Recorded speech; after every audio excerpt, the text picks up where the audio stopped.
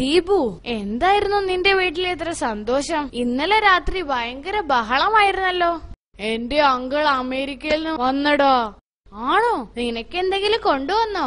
കുറെ ചോക്ലേറ്റ്സും വീഡിയോ ഗെയിംസും കൊണ്ടുവന്നു. അടിപൊളിയാ മോനെ. പുള്ളിക്കാരൻ അമേരിക്കയിൽ എന്താ പരിപാടി? പുള്ളി ചില്ലറക്കാരനൊന്നും അല്ല, സർജനാ, സർജൻ.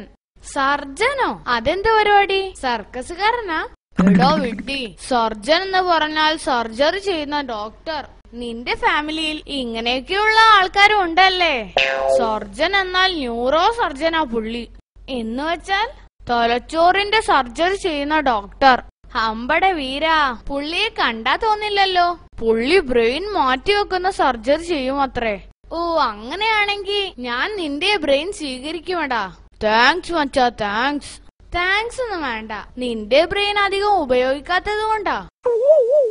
ടിൻഡു, അല്ല നിന്റെ വീട്ടിലും എന്താ ഒരു ആൾക്കൂട്ടം? പത്രക്കാരും ടിവിക്കാരും ഒക്കെ.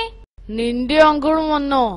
അങ്കിളും കുങ്കിളും ഒന്നും അല്ല. നിങ്ങൾ അറിഞ്ഞില്ലേ, എന്റെ അച്ഛനാ ഇക്കൊല്ലത്തെ കർഷകശ്രീ അവാർഡ് കിട്ടിയത്. ആണോ? ചെലവ് ചെയ്യണം. ഓക്കെ.